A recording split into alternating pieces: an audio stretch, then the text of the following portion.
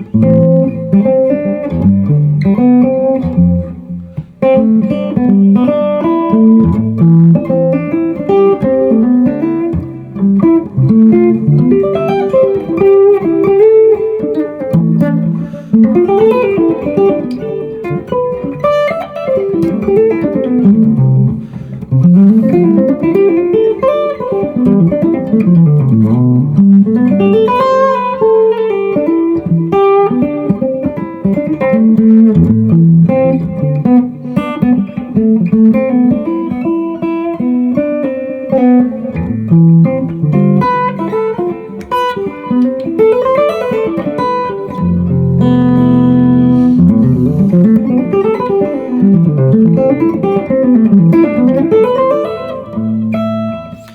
everyone, how's it going? Juan Dhas here, and welcome to this week's lesson video.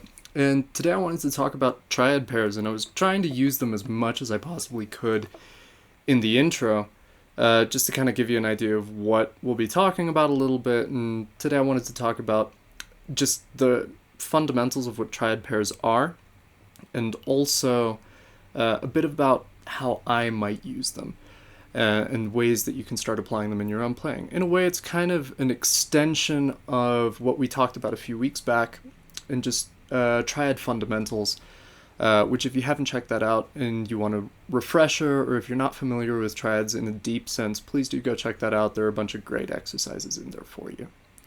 So to get started with the lesson immediately, what are triad pairs? Triad pairs are essentially just taking two triads and repeating them in a pattern. And these are a great tool to use because, well, this is one thing to always keep in mind. The human ear loves to hear patterns. And anytime it recognizes patterns, it really latches onto that. So it's a great way to catch some attention in your playing. And they're great to start getting into some intervallic ideas, to really start exploring a new avenue, let's say, in your playing. However, one thing I do want to emphasize with this kind of playing, or with this concept, is that it is a very, what's the word I'm looking for? Mechanical concept, in the sense that if not used with care, it can sound very forced, or like, okay, I'm trying to really push this concept. And it's important to really evaluate it from a musical perspective. So essentially, as I was saying, it was taking two triads and moving them in an order, let's say. Right? Now, there are a couple of different triad pairs you can use, and I can get into the functions of maybe, okay, on this chord you can use this, on this chord you can use that. However, I'm going to offer at least just one way I like to think about them. I prefer to think in the parent key. For some reason, that seems to be more easily accessible for me. So what do I mean by thinking the parent key? For example, let's use the context I was thinking of in this intro. I was kind of thinking like an Aeolian vibe, right? A minor, a natural minor. So if we think of it in the modal context, what is the parent scale? The parent scale is C major. Now, what you can do to generate triad pairs easily is take the 4 and 5 triads of the parent scale and apply it to really any of the modal contexts. And I'll get into what that means in a bit. So you can take the 4 and 5 of the parent scale and apply them, and it will work. And why does this work? Well, let's look at A natural minor, or A Aeolian, in this context. So we have A minor, A, C, E, if we're thinking minor 7, A, C, E, G. Now, let's look at how everything stacks against that. If we look at the F triad, okay, we have two chord tones. We have C and A, right? The root and the minor third. But we have this F. We'll get to that in a bit. And we have G, which is the minor 7, B, which is your natural 9, and D, which is your 11. So we've got chord tones and two tensions, tension 9 and tension 11. So what about this F here? Well, F just happens to be the color tone or the characteristic note of natural minor. That's why this triad pair works. So if I have, let's say, an A minor context, say, okay, I'm just going to have A pedal.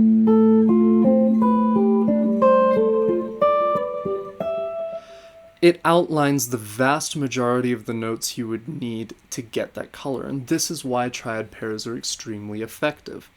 Triad pairs are really, because the triad is such a strong concept in and of itself, because it's just 3 notes stacked on top of each other, it allows you to really access the sound of a particular mode or scale, or let's just call it a color, if you would. So by that logic, taking the 4 and 5 of the parent key, we can put this in the other modes, if you will, of C major. So let's say I have a Dorian context. I can do the same thing.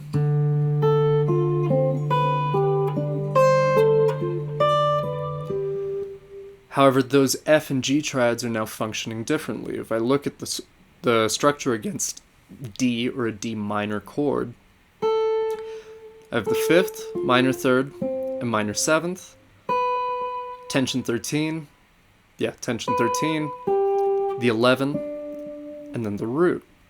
So already I've got a good blend of color and tension and chord tones, and that's why the ear also latches onto these pretty quickly. Now these can also be applied to other scales, so let's say if you're trying to think of altered triad pairs, take the 4 and 5 triad of, let's say, the parent melodic minor scale for the situation you are trying to use.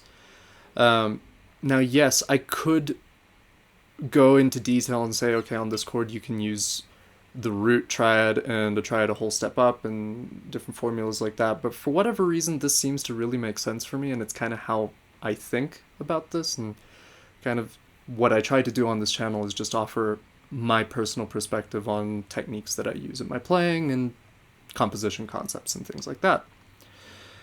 So just by understanding the 4 and 5 of the parent scale of whatever context you're playing in opens up a lot of doors, and you're free to experiment.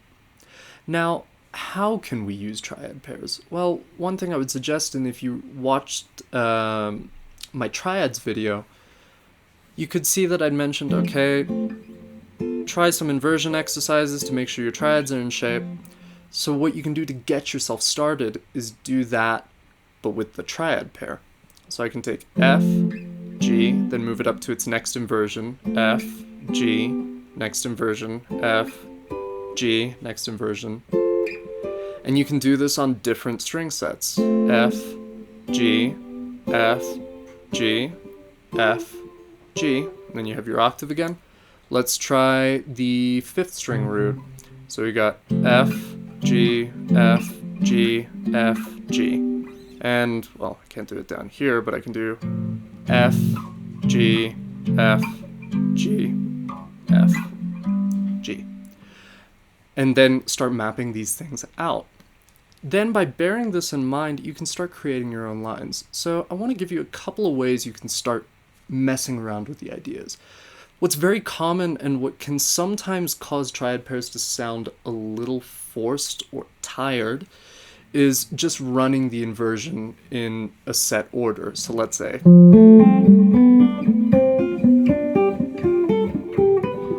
it's a great sound. It sounds awesome, especially against a context. Let's say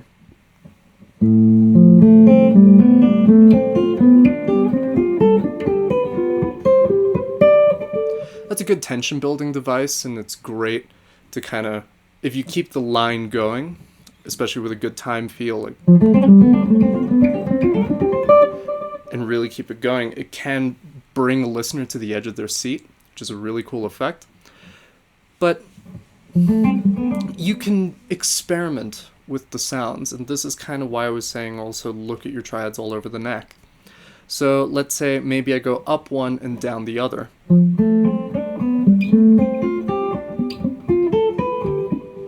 Right? That's one way. It's another common sound.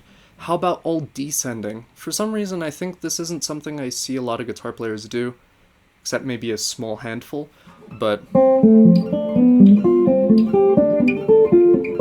even descending,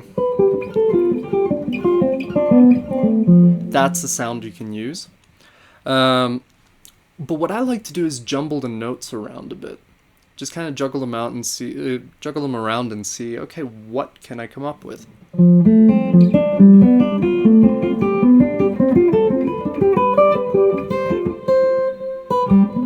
And even then, let's say instead of just dealing with 3-note structures, maybe I make it a 4-note structure.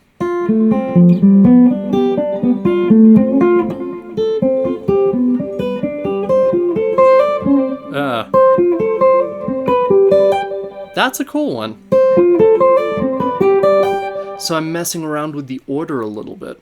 So here I've got C, F, A.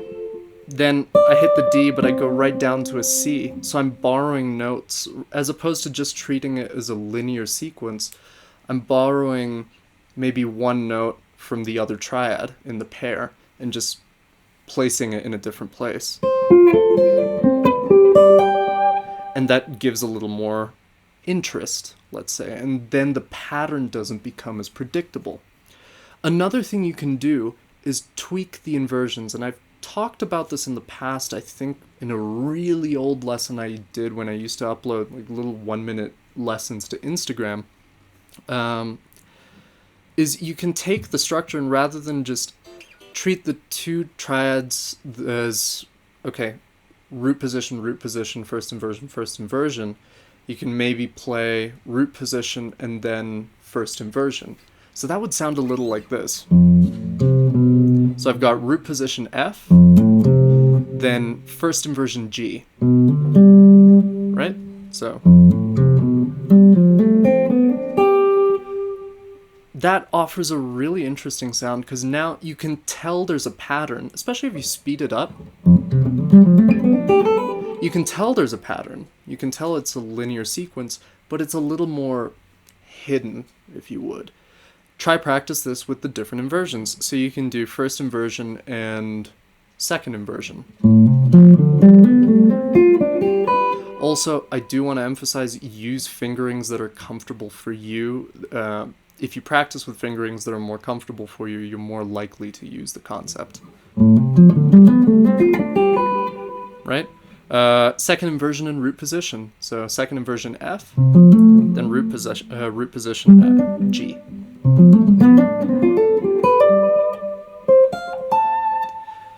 And you see you can cover a lot of ground that way.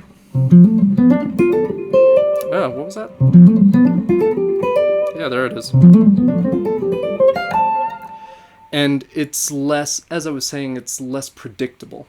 I mean, obviously, if you play that pattern back to back all the time, people can hear, okay, it's a little predictable in the sense that he's playing a pre-rehearsed idea, but it sounds a little more interesting because you've messed around with the intervals a little bit. And you have some familiar voice leading, because you got FAC and then it voice leads down to the B.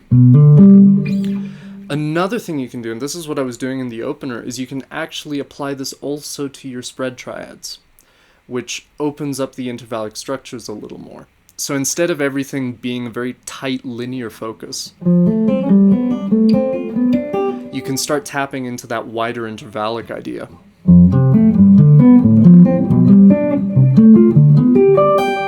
Right? That's a cool idea. Or even try blend the two. So I've got an open triad. I can go to the C here or C here and then go back down to B and then re-attack the open triad. Right?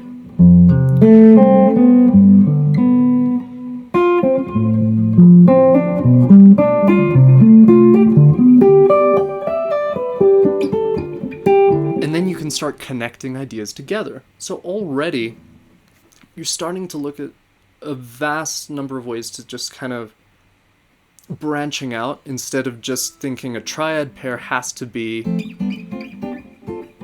One thing I also would do a lot of, and I did this in the intro, is use maybe a small fragment of the triad pair and incorporate it with another aspect of linear playing. What does that mean? In the sense, well, rather, instead of just continuing an entire series of triad pairs and going through the inversions, I can take a small fragment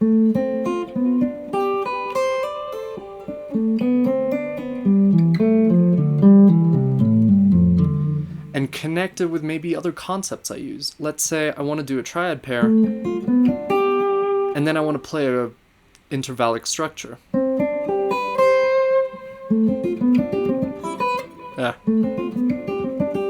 Yeah, there it is. Or let's say I want to play this structure. That's a nice little melodic phrase. And that kind of leads me to my closing point, and something I do want you guys to really consider about all of this. Yes, this is a great way to burn up and down the neck. It's a great way to have the listener on the edge of their seats and create sounds that are really very direct statements of a mode or a scale or a sound. But be melodic. Really try use this melodically. It's not something you just burn with, and even your faster lines should contain very strong melodic content. It just helps the strength and the conviction of the idea you communicate. So if I take an idea, I might not stick with it for too long. I might not stick to the pattern of... I might just do... I can even phrase with it.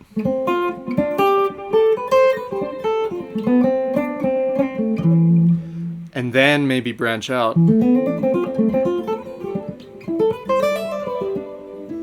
Right? But at the end of the day, my focus is always trying as best as I can to be melodic. So I hope this lesson on triad pairs was really helpful for you guys. If you would like to have me explore any other topics, either in my lessons or the perspectives videos that I do, I alternate every few weeks or so, please do let me know in the comments. Shoot me a private message on Instagram or Facebook. I would really love to hear what you guys have to think. Also, if you haven't already, please do subscribe, hit the notification bell. It really does help this channel grow, and that way you can get notifications on every lesson I put out. So, take care guys, and I will see you in the next video.